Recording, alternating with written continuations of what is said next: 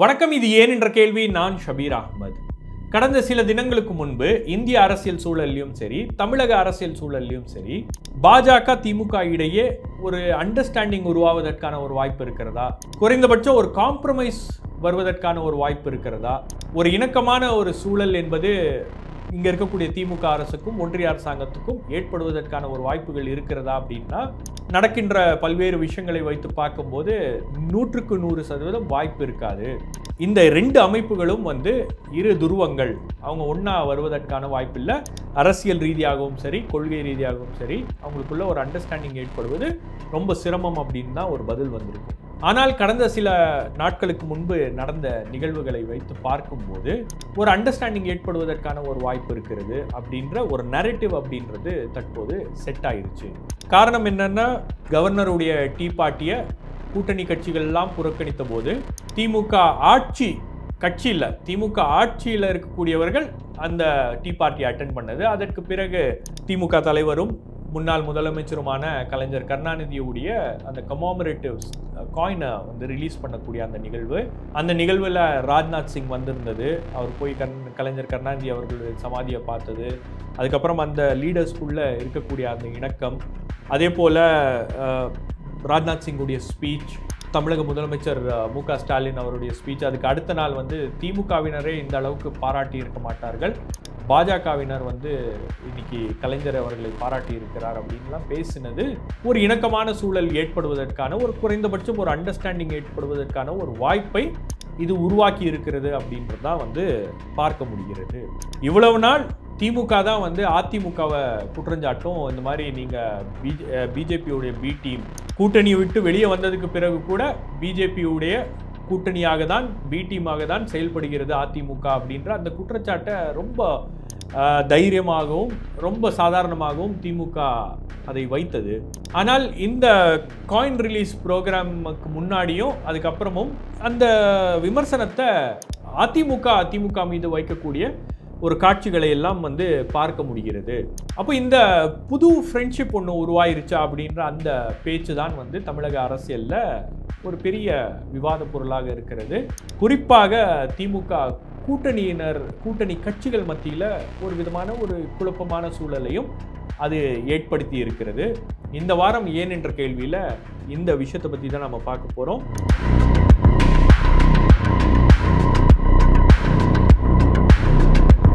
இந்த விஷயத்தை பற்றி பேசுறதுக்கு முன்னாடி news minute Tamil, news laundry, நாம் இப்போ ஒரு கம்ப்ளீட் ஆட் ஃப்ரீ பிளாட்ஃபார்ம். எந்த விதமான அரசாங்க விளம்பரமோ, அரசியல் கட்சிகளுடைய விளம்பரமோ, கார்ப்பரேட் ஆட்ஸோ நம்பி இயங்கக்கூடிய ஊடக நிறுவனங்கள் அல்ல, முழுக்க உங்களுடைய ஆதரவோடு இயங்கக்கூடிய ஊடக நிறுவனங்கள். ஸோ நாம் செய்கின்ற இந்த பணி உங்களுக்கு பிடித்திருந்தால் அதை தொடர வேண்டும் அப்படின்னு நீங்கள் நினச்சிங்கன்னா இந்த QR கோட் மூலமாக உங்களுடைய ஆதரவை எங்களுக்கு தெரிவிக்கலாம். அதே போல் இந்த லிங்க்கை நான் இந்த டிஸ்கிரிப்ஷனில் கொடுக்குறேன், அதை கிளிக் பண்ணுங்கள், உங்களுடைய ஆதரவு தெரிவிப்பீங்கன்ற நம்பிக்கையில். தமிழ்நாட்டில் வேரூன்றி இருக்கக்கூடிய திராவிட சித்தாந்தம் என்பது ஒரு பிரிவினைவாத சித்தாந்தம். அந்த சித்தாந்தத்தினால தமிழ்நாடு பின்னோக்கி போயிருச்சு. இந்தியாவில் இருக்கக்கூடிய மற்ற பகுதிகளில் இருக்கக்கூடிய மக்கள்லாம் வேறு விதமாக சிந்திக்கும் போது தமிழ்நாட்டில் இருக்கக்கூடியவர்கள் வேறு விதமாக சிந்திக்கிறார்கள். தமிழ்நாட்டில் இருக்கக்கூடியவர்கள்லாம் மாநில உரிமைகளை பற்றி பேசுகிறாங்க, மாநில சுயாட்சியை பற்றி பேசுகிறாங்க, ஃபெடரலிசத்தை பற்றி பேசுகிறாங்க, அவங்களுடைய உரிமைகளை பற்றி பேசுகிறாங்க, சமூக நீதியை பற்றி பேசுகிறார்கள் அப்படின்னு சொல்லிட்டு இதெல்லாம் அவங்களால பொறுத்து கொள்ள முடியாத பாஜக, அதை தொடர்ந்து குற்றம் சாட்டி கொண்டிருக்கக்கூடிய பாஜகவினர், அதை தொடர்ந்து எதிர்க்கக்கூடிய RSS பாஜகவினர், இன்னைக்கு அந்த சித்தாந்தத்தை தூக்கி பிடித்த தமிழக முன்னாள் முதலமைச்சர் திமுக தலைவர் கலைஞர் கருணாநிதி அவர்களுக்கு ஒரு நாணயத்தை, 100 ரூபாய் நாணயத்தை அவருடைய நினைவாக வெளியிட்டிருக்கிறார்கள். உண்மையிலேயே இது ஒரு பெரிய விஷயம். இன்ஃபேக்ட் ஆச்சரியப்படக்கூடிய ஒரு விஷயம். ஏன்னா இவங்களா இதை பண்ணியிருக்காங்க அப்படின்னு. ஏன்னா தொடர்ந்து அந்த சித்தாந்தத்தை குறை சொல்லி கொண்டு இருக்கக்கூடிய ஒரு அமைப்பு அதை செய்கிறது அப்படின்னும் போது உண்மையிலேயே அது ஒரு பெரிய விஷயமாக கருதப்படும். இதற்கு முன்பு ஒன்றிய அரசாங்கம் பல தலைவர்களுக்கு இந்த மாதிரி நாணயங்களை வெளியிட்டிருக்கிறது, அவங்களுடைய நினைவாக. ஜவஹர்லால் நேரு, MG ராமச்சந்திரன், அண்ணாதுரை போன்றவர்களுக்கெல்லாம். அப்போ இந்த நாணய வெளியீட்டு விழா சமீபத்தில் சென்னையில் நடந்துச்சு. அந்த விழாவுக்காக ஒன்றிய அமைச்சர் ராஜ்நாத் சிங் அவர்கள் தமிழக அரசாங்கத்துடைய அழைப்பின் பேரில் அந்த நிகழ்ச்சியில் கலந்து கொண்டு அந்த நாணயத்தை அவர் வெளியிட்டார். இது அரசாங்க நிகழ்ச்சி, இது ஒன்றிய அரசாங்கத்துடைய ஒரு நிகழ்ச்சி. இந்த நிகழ்ச்சிக்கும் திமுகவுக்கும் சம்பந்தம் இல்லை, இது அவங்களா ஏற்பாடு பண்ண ஒரு நிகழ்ச்சி அப்படின்லாம் திமுகவினர் தொடர்ந்து பேசிக்கொண்டே இருக்கிறார்கள். இந்த நிகழ்ச்சியில் அரசியல் இல்லை, இது ஒரு அரசாங்க நிகழ்ச்சியாக நடத்தப்படுகிறது. முன்னாள் முதலமைச்சர் கலைஞர் கருணாநிதி அவர்களுடைய நினைவாக அந்த நாணயத்தை வெளியிடக்கூடிய ஒரு நிகழ்ச்சி தான். இதில் எந்த விதமான ஒரு அரசியலும் இல்லை, இதில் எந்த விதமான ஒரு பொலிட்டிக்கல் அண்டர் டோன்ஸும் இல்லை அப்படின்றது தான் அவர்கள் முன்வைக்கக்கூடிய ஒரு வாதம். ஆனால் இவ்வளவு பெரிய ஒரு நிகழ்ச்சி, இரு வெவ்வேறு துருவங்களில் இருக்கக்கூடிய அரசியல் கட்சிகள் ஒன்றாக வந்து, வெவ்வேறு சித்தாந்தங்களை தூக்கி பிடிக்கின்ற அரசாங்கங்கள் ஒன்றாக வந்து அந்த காயினை ரிலீஸ் பண்ணுறாங்க அப்படின்னும் போது அதில் அரசியல் இல்லாமல் எப்படி இருக்கும் அப்படின்றது தான் சாமானியர்களுக்கு இருக்கக்கூடிய ஒரே கேள்வி. அந்த நிகழ்ச்சியை கூர்ந்து கவனித்தவர்களுக்கு இருக்கக்கூடிய ஒரே கேள்வி. திமுகவை கடுமையாக விமர்சிக்கக்கூடிய அமைப்புகளில் பாஜக முன்னணியில் இருக்கிறது. அப்போ இந்த நிகழ்ச்சிக்கு ஏன் பாஜக அரசாங்கத்தில் இருக்கக்கூடிய ஒரு அமைச்சரை கூப்பிட்டு வந்தாங்க, அவங்கள ஏன் இன்வைட் பண்ணாங்க? ஜனாதிபதியை கூப்பிட்டுருக்கலாம். ஜனாதிபதி இந்த காயினை ரிலீஸ் பண்ணியிருந்தா அது ஒன்றிய அரசாங்கம் ஒரு தலைவரை கௌரவித்ததாக தான் அதுவும் இருக்கும். ஸோ ராஜ்நாத் சிங்கை ஏன் கூப்பிட்டாங்க அப்படின்றது ஒரு மிக முக்கியமான கேள்வியாக பலரும் அதை எழுப்புறாங்க. ரெண்டாவது, இந்த நிகழ்ச்சிக்கு ராகுல் காந்தியை ஏன் அழைக்கவில்லை? ராகுல் காந்தி அழைச்சிருக்கணும். இந்த கேள்வியை யார் எழுப்புறாங்கன்னு பார்த்தீங்கன்னா, அதிமுக பொதுச் செயலாளரும் தமிழ்நாட்டுடைய எதிர்க்கட்சி தலைவருமான இபிஎஸ் அந்த கேள்வியை எழுப்புறாரு. நீங்கள் ராகுல் காந்தியை அழைக்காம ஏன் இந்த நிகழ்ச்சியை நடத்துறீங்க? அப்போ உங்களுக்கும் பாஜகவுக்கும் ஒரு உறவு அப்படின்றது ஏற்பட்டிருக்கு, ஒரு சீக்ரெட் அண்டர்ஸ்டாண்டிங், ஒரு சீக்ரெட் உறவு அப்படின்றது ஏற்பட்டிருக்கிறது அப்படின்ற ஒரு குற்றச்சாட்டை அவர் முன்வைக்கிறாரு. ஸோ இந்த மாதிரியான ஒரு விமர்சனம் அதிமுகட்டிருந்து வரும் அப்படின்றது திமுக எதிர்பார்க்கல. அதனால தான் முதலமைச்சர் ஒரு நீண்ட விளக்கத்தை கொடுத்திருக்கிறார். இந்த நிகழ்ச்சி என்பது ஒன்றிய அரசாங்கம் நடத்திய ஒரு நிகழ்ச்சி, அது ஒன்றிய அரசாங்கத்துடைய ஒரு நிகழ்ச்சி அப்படின்னு அவர் சொல்லியிருக்காரு. உண்மையிலேயே பார்த்தீங்கன்னா இந்த நிகழ்ச்சி ஆர்கனைஸ் பண்ணது ஸ்டேட் கவர்மெண்ட்டுடைய former chief secretary Sivadas Meena அவர்களுடைய பேரில் தான் அந்த அழைப்புதல் அப்படின்றது எல்லாருக்கும் போயிருக்கிறது. இன்ஃபேக்ட் திமுக அரசாங்கம் அழைத்ததின் பேரில் தான் ராஜ்நாத் சிங் அவர்களே இந்த நிகழ்ச்சிக்கு வந்தார் அப்படின்றது தான் ஒன்றிய அரசாங்கத்திலேருந்து கொடுத்துருக்கக்கூடிய அந்த ப்ரெஸ் ரிலீஸ்லாம் பதிவு செய்யப்பட்ட விஷயங்கள். ராஜ்நாத் சிங்கை இவங்க அப்ரோச் பண்ணியிருக்காங்க, திமுக தரப்புலேருந்து அப்ரோச் பண்ணியிருக்காங்க. அப்ரோச் பண்ண உடனே அவர் ஒரே நாளில் அதற்கு ஒப்புதல் கொடுத்துருக்கிறார். காலையில் இவங்க போய் கேட்குறாங்க, எனக்கு கொஞ்சம் டைம் கொடுங்க, நான் பிரைம் மினிஸ்டர்கிட்ட கேட்டு சொல்கிறேன் அப்படின்னு சொல்லிட்டு பிரைம் மினிஸ்டர் பேசிட்டு அன்னைக்கு மாலையே நான் இந்த நிகழ்ச்சிக்கு வரேன் அப்படின்னு அவர் ஒப்புதல் கொடுத்துருக்கிறார். ஒரு சில மணி நேரங்கள்லேயே அந்த விஷயம் அப்படின்றது நடந்திருக்கிறது. ஏன்னா பாஜகவுக்கும் ஒரு ஆச்சரியம், திமுகவிலேருந்து இந்த மாதிரியான ஒரு அழைப்புதல் வந்திருக்கிறது அப்படின்றது, அதை பயன்படுத்தி கொள்ள வேண்டும் அப்படின்றது பாஜகவுடைய ஒரு எண்ணமாக இருக்கிறது. அதனால தான் இந்த காயின் ரிலீஸ், அதை தொடர்ந்து நடந்திருக்கக்கூடிய விஷயங்கள்லாம் வச்சு பார்க்கும்போது ஏதோ ஒரு இடத்துல பாஜகவும் திமுகவை எப்படியாச்சும் ஒரு அண்டர்ஸ்டாண்டிங் கிரியேட் பண்ணும் அப்படின்ற ஒரு தீவிர முயற்சியில் ஈடுபட்டிருக்காங்க அப்படின்றத நான் கடந்த ஷோவில் ஏற்கனவே பேசியிருக்கேன். அப்போது அந்த விஷயங்கள் தான் நம்ம சொன்னது போல் நடந்திருக்கிறது.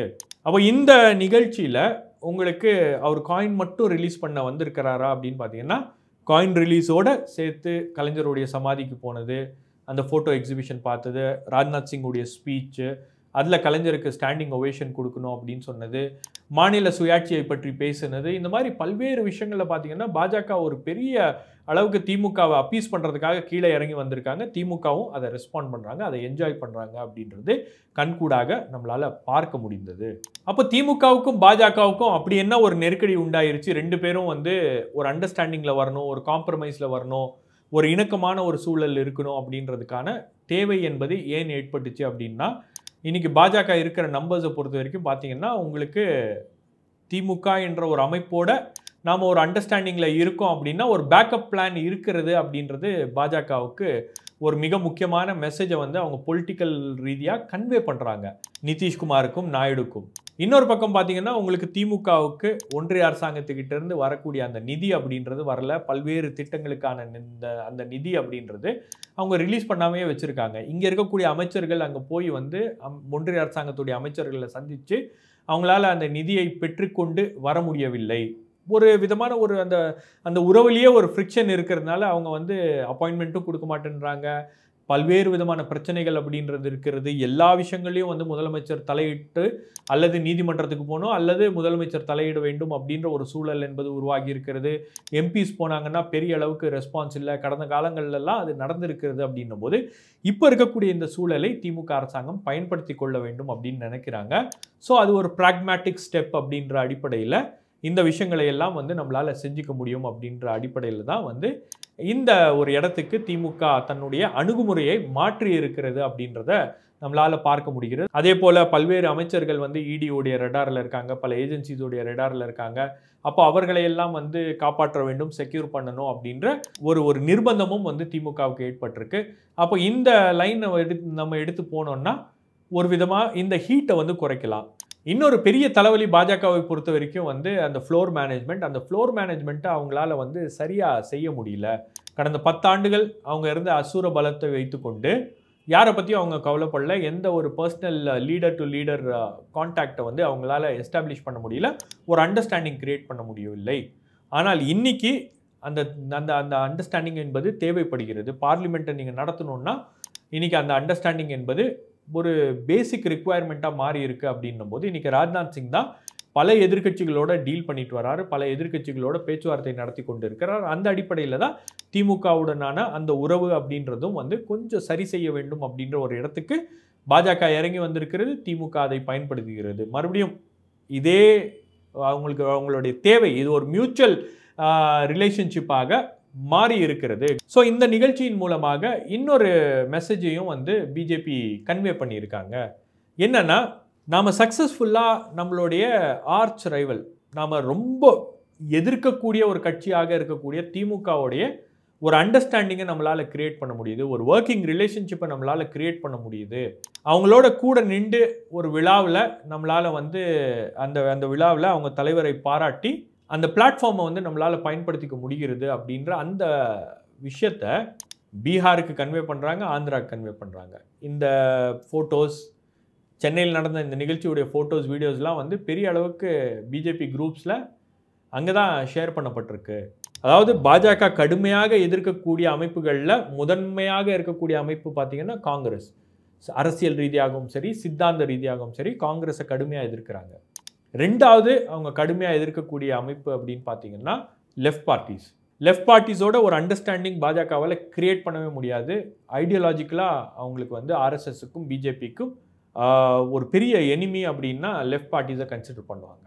மூன்றாவது பொலிட்டிக்கல் ஸ்ட்ரீமில் இருக்கக்கூடிய அமைப்பு திராவிடியன் பார்ட்டிஸ்.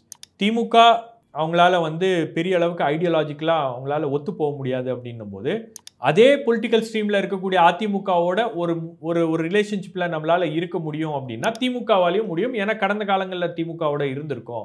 இப்போ நம்ம ஒரு அலையன்ஸுக்கு போகலன்னா கூட ஒரு அண்டர்ஸ்டாண்டிங், ஒரு இணக்கமான சூழல் அப்படின்றத நம்ம உருவாக்கிட்டோம்னா அது இந்தியா அலையன்ஸில் இருக்கக்கூடிய மற்ற கட்சிகளுக்கு ஒரு பெரிய மெசேஜ். ஆம் ஆத்மி கட்சிக்கு ஒரு பெரிய மெசேஜ், டிஎம்சிக்கு ஒரு பெரிய மெசேஜ், அதே சித்தாந்தத்தை ஃபாலோ பண்ணக்கூடிய சிவசேனாக்கு ஒரு பெரிய மெசேஜ், என்சிபிக்கு ஒரு பெரிய மெசேஜ். அப்போ இந்த விஷயத்தை வைத்துக்கொண்டு நாம் நம்மளை கடுமையாக எதிர்க்கக்கூடிய திமுகவுடைய ஒரு அண்டர்ஸ்டாண்டிங், ஒரே காமன் பிளாட்ஃபார்மில் நம்மளால் வந்து நிற்க முடியுது அப்படின்னும் போது உங்களுடைய எங்களால் வந்து ஒரு அண்டர்ஸ்டாண்டிங்கை கிரியேட் பண்ண முடியும் அப்படின்ற ஒரு மெசேஜை வந்து இன்னைக்கு பிஜேபி கொடுக்கறதுக்கான ஒரு முயற்சி தான் இது. இந்தியா கூட்டணியை ஐசோலேட் பண்ணணும் அல்லது இந்தியா கூட்டணியை வீக்கன் பண்ணணும் அப்படின்ற அந்த இமேஜை வந்து இன்னைக்கு கிரியேட் பண்ண வேண்டிய ஒரு கட்டாயம் என்பது பிஜேபிக்கு ஏற்பட்டிருக்கிறது. அதை தான் வந்து பிஜேபி இன்று செய்திருக்கிறது. இன்னொரு பக்கம் திமுக என்ன பண்ணியிருக்காங்க, இங்கே தமிழ்நாடை பொறுத்த வரைக்கும் திமுகவை கடுமையாக விமர்சித்து கொண்டிருந்த அண்ணாமலையை வந்து நியூட்ரலைஸ் பண்ணுவதற்கு இந்த நிகழ்ச்சியை பயன்படுத்திக்கிட்டாங்க. அண்ணாமலை முதல்ல வராரா இல்லையா கலைஞர் சமாதிக்கெல்லாம் தெரியல. பட் கடைசி நேரத்தில் பாஜகவுடைய தேசிய தலைமை கூப்பிட்டு அண்ணாமலையை நீங்கள் அங்கே போய் நிற்கணும் அப்படின்னு சொல்லியிருக்காங்க. நின்றுருக்காரு. அதுக்கப்புறம் எனக்கு பெருமையாக இருக்கிறது அப்படின்லாம் வந்து அதை என்ன சொல்கிறது, அதை டேமேஜ் கண்ட்ரோல் பண்ணுறதுக்கு ஒரு விதமான ஒரு விளக்கத்தையும் அவர் கொடுத்துருக்கிறார். பாஜகவை பொறுத்த வரைக்கும் ஒரு விஷயத்தை அவங்க பண்ணுறாங்க அப்படின்னா அதில் ஒரு அரசியல் ஆதாயம் நிச்சயமாக இருக்கும். அது பத்மா அவார்ட்ஸாக இருந்தாலும் சரி அல்லது வேறு என்ன ஒரு முயற்சி அவங்க எடுத்தாலும் அதில் அரசியல் ரீதியாக பயனடையக்கூடிய ஒரு அமைப்பாக பாஜக இருக்க வேண்டும் அப்படின்றது தான் வந்து இன்றைக்கி இருக்கக்கூடிய பிஜேபியுடைய ஐடியாலஜி, இன்றைக்கி இருக்கக்கூடிய பிஜேபியுடைய ஒர்க்கிங் பிளான். அப்போ இதில் பிஜேபி எந்த அளவுக்கு தங்களுக்கு சாதகமாக இதை மாற்ற முயற்சிக்கிறது அப்படின்றத நம்ம பார்க்கணும். இன்னொரு பக்கம் திமுகவுக்கு இதிலிருந்து என்ன கிடைக்கப் போகிறது அப்படின்றதையும் நாம் பொறுத்திருந்து பார்ப்போம். வேறொரு நிகழ்ச்சியில் உங்களை சந்திக்கிறேன். நன்றி, வணக்கம்.